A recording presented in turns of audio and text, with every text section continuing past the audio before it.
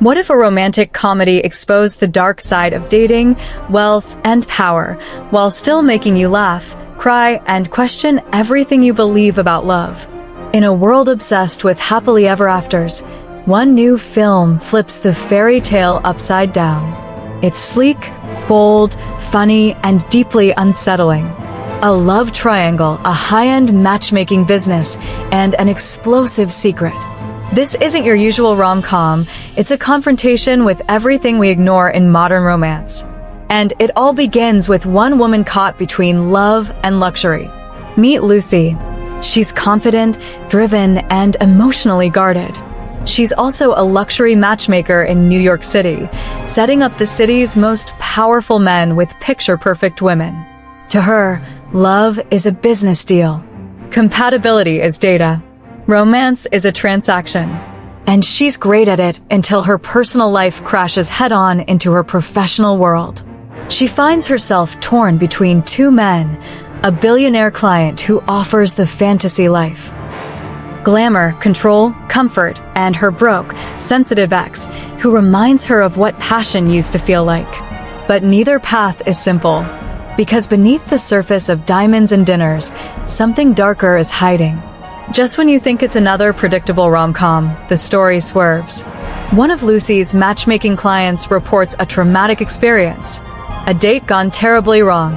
And suddenly, Lucy is no longer just managing relationships, she's forced to confront her own complicity in a system that values status over safety, appearances over accountability.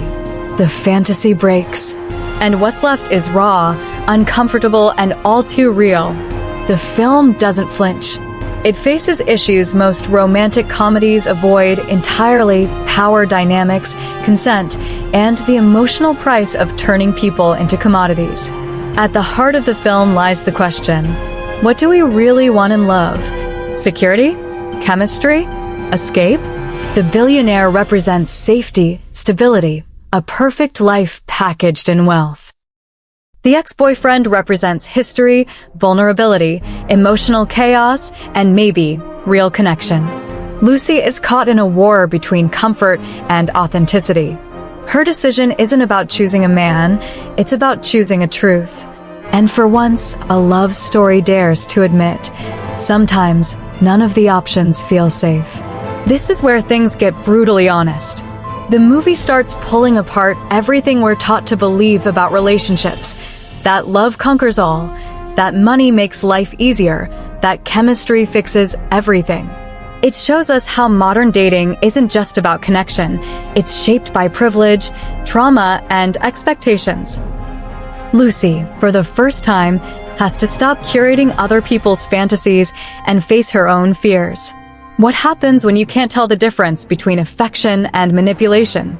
When luxury masks emotional control? When your past keeps chasing you into the present? This isn't a film that wraps everything up with a bow. There are no perfect declarations in the rain. No magical final kiss. Instead, the characters stumble, second guess, and sometimes break. And that's the point. Real love stories don't always come with clarity, they come with questions. Lucy's journey is about realizing that even in the world's most curated dating system, there's no algorithm for safety, honesty, or healing. She's not looking for a prince. She's just trying to reclaim control in a world that wants to script her life for her. Underneath the designer clothes and sparkling wine, this film asks something radical. What if love isn't the solution? What if it's the mirror?